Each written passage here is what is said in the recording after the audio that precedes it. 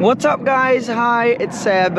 We're going to try a new concept which I'm going to call the one-shot review, where you're going to be on my head and you're going to basically get to experience a car with me. We are going to start things off with the Porsche Taycan GTS Sport Turismo. We're going to go around the outside, we're going to look around the gadgets inside, and then we're going to go for a drive. So if you want to skip straight to the drive part, by all means, but I recommend sticking around because there's some really cool gadgets to see on this car, and you're going to live it all from my point of view. I've just picked this car up.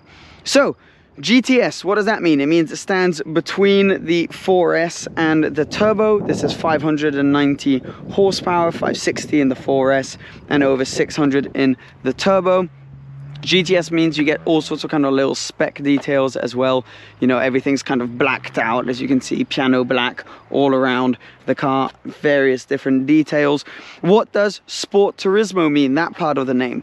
Well, Sport Turismo basically means that is a wagon, and I think that is so cool that they've brought back the kind of sporty wagon.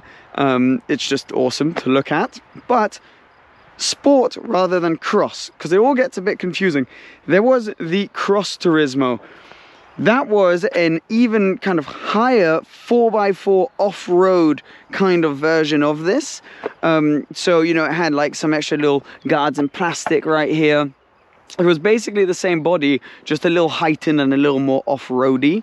On the GTS, it's the first time they've brought in the, let's say, more traditional looking fast wagon, so the Sport Turismo rather than the Cross Turismo. So there's now three variants basically to the body type that you can have with Taycan: the coupe, the normal, the Cross Turismo available on 4S and turbo, and the Sport Turismo available on this GTS.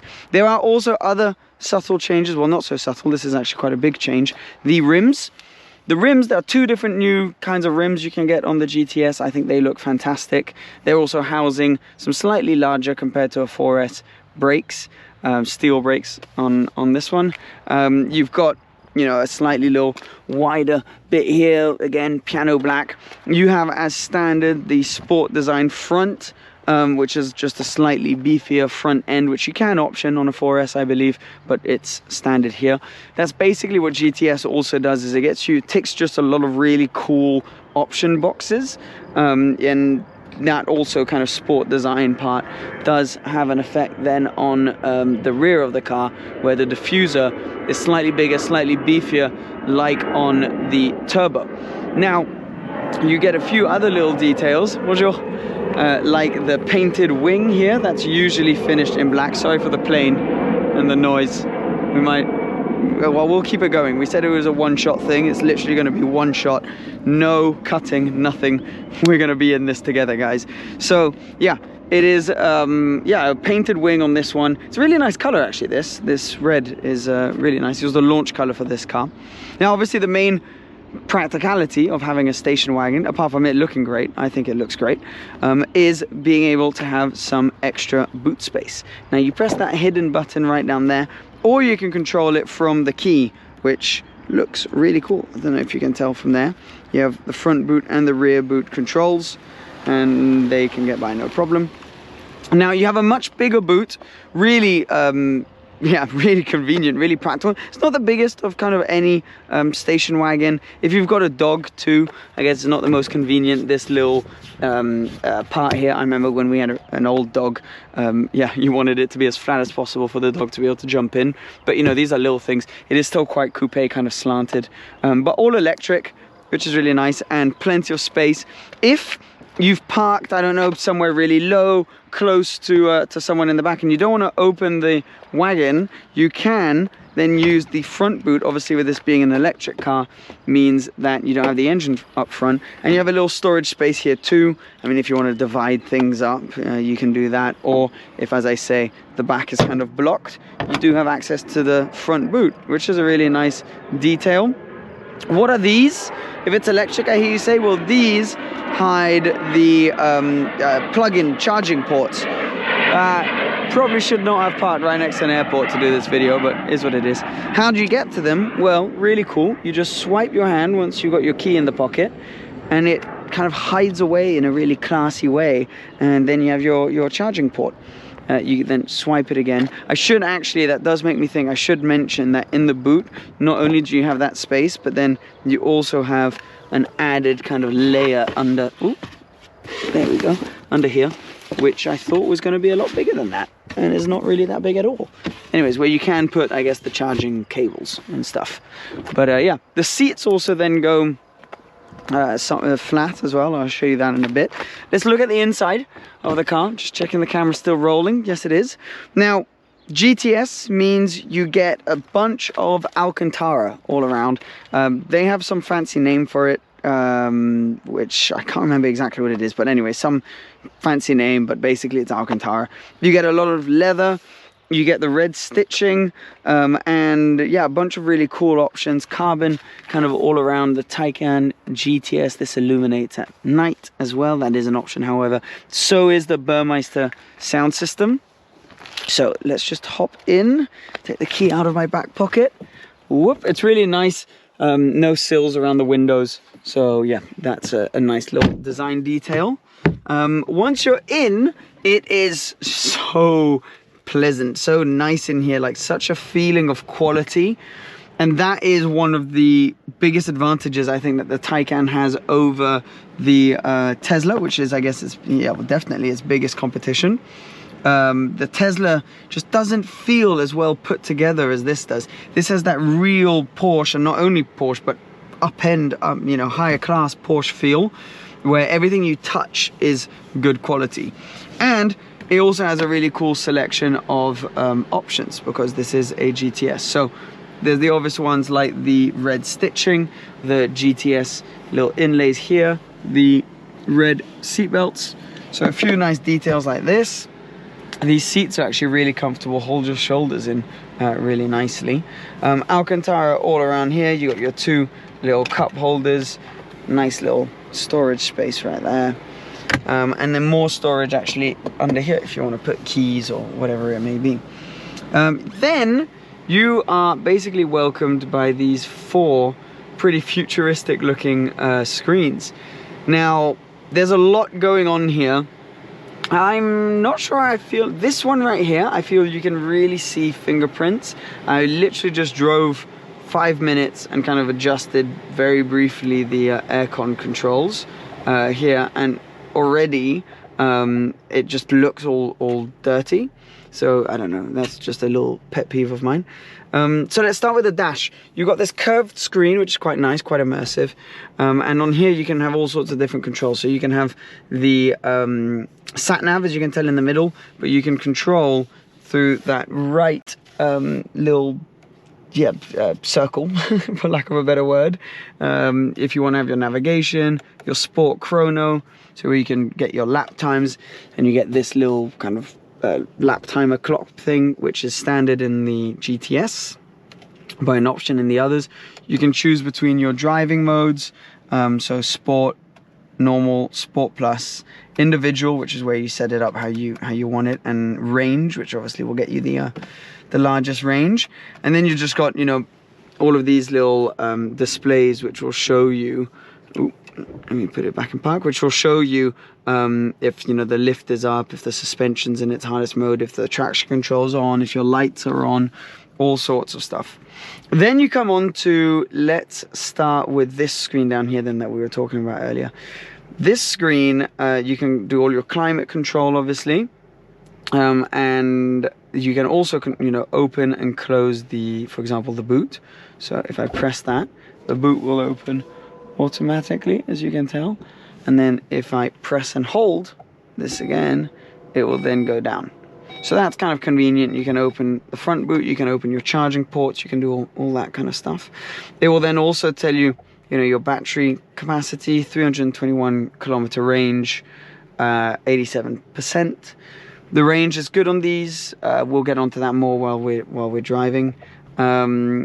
And yeah, so a few little things. You can have the option to control what I think is one of the coolest gadgets, but this one doesn't have it, which is this sunroof, which you can tell is already very impressive the way it is now. But this huge sunroof, you have the option of having it, I'm not sure what the exact name is, but basically you can control, rather than having you know, material that will come and block it to stop the sun coming through. On the press of a button, it'll instantly go opaque and not let any sunlight through, which is very cool. Some cars have had that before, but then you can choose, and I'll put an animation on the screen now, you can choose how much you want it to let the sun through, which areas, etc., and there are various options for that. So yeah, that's a really cool option. I'd never seen that before on another car, and it was just, yeah, it's awesome, but unfortunately this one doesn't have it. However, the sunroof not only lets a lot of light in, makes the cabin feel really airy and breathy, but also adds some headroom for the people behind, which I'll go back there and show you in a bit. You then have the main screen, which is, you know, all of your classic kind of stuff, your sat nav and all your menus. You know, you control everything for the car here. So depending on which mode you're in, you can control, you know, your chassis stiffness, your ride height, your sport sound, sport electric sound, on or off. We'll test that while we're driving, and a bunch of different things like that. So that's kind of your classic screen. They're all very good. The sat nav is really good quality. Yeah, it has a good feedback as well. It's really nice. Then you have this, which is the most useless screen, but arguably also one of the coolest. The fourth screen, which is the passenger display. So whoever sat right here can have access to this. And let's say, you know, you're driving, whatever, and then navigating or trying to find nice routes around. The passenger can have the sat nav up. So directly, doesn't need to move their eye line at all that way. They can just directly look in front of them, because, you know, that was obviously a ton of work to do. Also, if they don't want to, you know, reach that 10 centimeters further to control the music, no problem, they can do so through the screen here. Picking up the phone, same thing, not a problem at all. Or just curious about how fast you're going, or how many G's you're pulling in your Taycan GTS Sport Turismo, they can have that information right there. Now, let's go out. I'm actually gonna have a sip of water as well, because chatting a lot like this makes you quite thirsty. Let's sit in the back. There we go. One shot, one take video. Ugh. Okay, get in the back of this car. Now, first thing is, you know, I'm not the biggest guy in the world. I imagine if you are really tall, the legroom, yeah, it's not incredible. It's not terrible, but it's not incredible. It's not, you know, like a 7 Series or even a Panamera or something like that. But, you know, it does the job nicely. However, the headroom is way better than in the coupe version of the Taycan. I think it's about 9 centimeters more. So that makes a real difference when you're back here. You can obviously put these completely, so you can have this down so that you can just have your cup holder if you want to. But you can also put this middle part completely down, so that it's basically flat with the boot. So that's cool, and you can do that for, you know, just for demonstration's sake. You can do it there with the rear seats as well. So that's a nice touch, very convenient. And then also what's convenient is being able to control your climate control and rear heated seats. 2 of the 2.5, I'd say, rather than 3 rear seats can be heated. So that's really nice. And then you do have this possibility of having someone else in the back here, but I mean, yeah, it's a really small seat. I don't know how long you'd want to be there, but, you know, it is good for emergency's sake. Now, one of the things which is slightly frustrating, and you have this in the front as well, is you can't just control where you want the air to come out of these vents. You need to go into the screen and do them through here. Now, yeah, I don't know. When there's loads of sun going on the screen, you can't see it often, or there's loads of stuff going on. It's just so much simpler to do that. I mean, obviously it does the job. It's quite cool, but I don't know. Just a little bit too much for me, maybe. But yeah, it's really nice to have that little rear screen. Anyways, let's go for a drive. That's kind of the interior, the gadgets, and now it's time to go for a drive. The sun's even come out for us, so that's brilliant. As long as you've got the key, the key in your pocket, you are good to go. So it's got a very 918 inspired gear selector here. So obviously you're in park when you press the P, and then you go down into drive right there. Now it's got really fancy cameras all around it, this car, and you can even see the front splitter, which is kind of cool, because when you're parking somewhere where the splitter may touch, you can gauge that quite well. So see here, I can see, okay, whoop, there we go, done. Yeah, the cameras are really fancy on this, and they even, I don't know if you can tell, but they turn with, so look, if I now turn, you see that camera turns with the steering wheel. I keep trying to go for the windscreen stuff rather than the gear selector.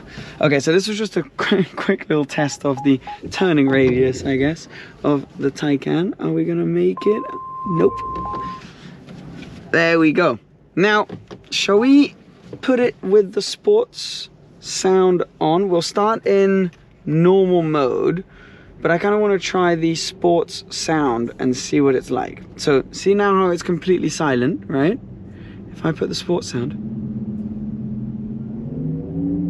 see that weird kind of Tron-y, James Bond, Star Wars-y like sound that it makes? I don't know. I'm not 100% convinced by it. Let's leave it on for now and see if we kind of get sick of it at any point. Now, 590 horsepower in this. It's obviously a heavy car, but it'll do 0 to 60 in 3.2 seconds, which is 0.2 of a second slower than a turbo, which will do it in 3 flat. And I believe the 4S is like 3.5 seconds. To be honest, who really cares? It's so fast anyway. You know, it's incredibly fast acceleration. All electric cars, you know, of this type have that kind of crazy acceleration. So yeah, you're never really going to be disappointed with that in any of these. And to be honest, I mean, are you really going to feel the difference in 0.3 faster than a 4S? Probably not, but I guess it's cool if ever you're getting into a competition with someone who's got a 4S. But yeah, the acceleration is crazy. We'll try that in a little bit.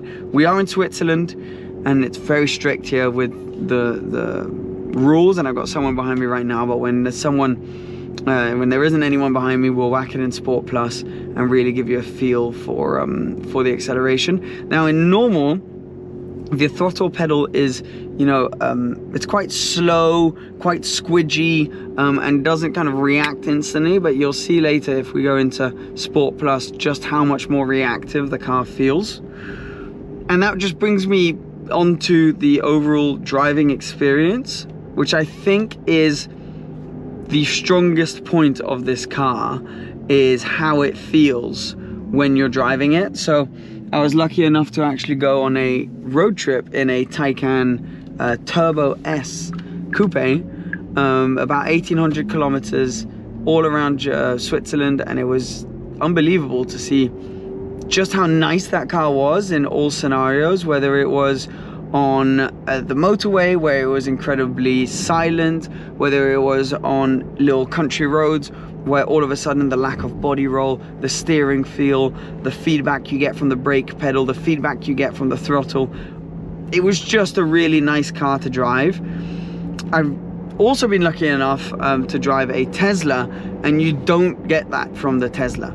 So, you know, obviously the argument is, but a Tesla's, you know, faster from 0 to 60 or whatever it may be. Yes, that's true. There are many advantages to the Tesla, but an argument in favor of the Taycan would be the driving feel, the driving experience. This is a Porsche, you know, it doesn't feel like just some random car with a Porsche logo on it. It has the Porsche DNA, it has the Porsche you know, driving habits, which are really nice, and it feels like a real Porsche, and that's a real achievement, I think, for them to have kept that with an electric car. And I mean, a wagon is like as far as you could get really from the Porsche DNA in terms of a platform, yet it somehow still feels very Porsche-like. So I think that's a real achievement, and definitely, what is this person doing?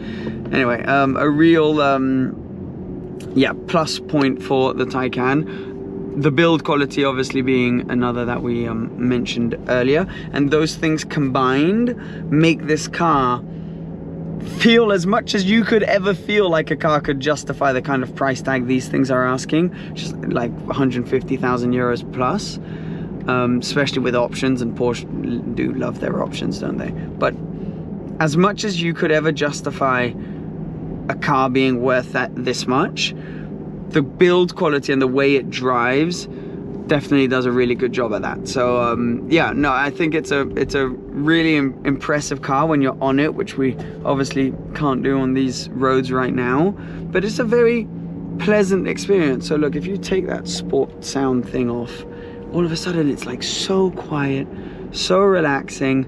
You know you've got all this power if you want it, but the car, you know, it doesn't feel like it's constantly wanting to go. At night it all lights up with all these screens. You got plenty of space, you know, you can have 2.5 friends in the back, plenty of stuff in the boot, and it doesn't feel too big, too heavy. It does a really good job at kind of disguising its body a little bit and its weight. So, you know, from that instant acceleration, the fact that it's got these huge disc brakes that we saw earlier, which are, you know, as I mentioned, bigger than on a 4S, it really disguises itself nicely. It's got a really good turning radius and all these things which do make it pleasant. Now, obviously, everything's not going to be perfect. In Europe, at least, the main issue you can run into with one of these is the charging infrastructure. So Tesla was so good at getting on it early and really developing a charging infrastructure which was super easy to use, really reliable. The infrastructures you need for this aren't quite as frequent and aren't quite as developed. So that is a problem if you are going to be doing kind of really long trips or what it may be. You can run into that being an issue. The range is really good, you know. If you go here to home, battery, you know, you can see 337 kilometers. I mean, you can basically, if you're just using it for a little commute, charge it once a week, twice a week, and you're good to go. So it depends really what you're using the car for. I mean, electric cars aren't for everybody, I think, but in certain scenarios they can make a lot of sense. Now we're actually going to turn around right here, put it into Sport Plus, and then here we're going to be able to do a little actually, let's go around the roundabout one more time, because or else I'm going to have someone behind me again. Sorry everybody, round the roundabout. Okay, now Sport Plus, instantly, I don't know if it will be impossible to get this off on camera, but instantly the car just kind of wakes up. Now the speed limit's 80 here, so we can have a little go. Oh! Yep, yeah. See, that is the advantage of these electric cars. I mean, again, impossible to really show this on camera, but I mean, like, look at this. Poor. And I'm not flat there. Jeez. That noise, I don't know how you feel about it. Comment below, but it is a little bit odd. Yeah, the acceleration is nuts. And when you're in Sport Plus like this, the steering gets a little heavier. You can tell, I mean, there's not much body roll. And it just feels like ready to go. As soon as you flex your big toe, the car is just, yeah, instantly wants to have a go. But yeah, anyways, one of the disadvantages, as I said, is the charging infrastructure. The second, arguably, could be the kind of autopilot, auto drive options on this compared to Tesla. Tesla's really developed, and I think it's such a strong point for Tesla. Whereas in this, it's really good. You know, it'll do the lane assist and keep you in your lane, and it will follow the car in front, and the you know, brake and accelerate and do all that stuff. But it won't, you know, literally self-drive itself like a Tesla will, depending on which country you're in and what the laws are there. But yeah, so that's one other point where I think it is a little bit behind. You know, it won't change lanes and things like that. So there are a few points that I think, you know, could be worked on, but in general, being able to have that Porsche feel in an electric car. And I'm not sure if character is the right word, because it's not really the car with the most character, but it definitely adds something, an extra little pizzazz than a Tesla like that one right there would have. It's a really, really, really, really good car, good product. You know, there's always also in the back of your mind with these, how quickly is the technology going to evolve? So how quickly is the technology in this going to be outdated? But right now, at least, I mean, it is so impressive. And I think it looks great as well. I think it's a great looking car. There is that brand strength of it being a Porsche, the infrastructure behind that, the dealerships, the warranties, all of that, which I think do also, you know, play a role. And it's starting to rain. We're actually just gonna pull in right here to end the video. Whee! On this little track. There we go.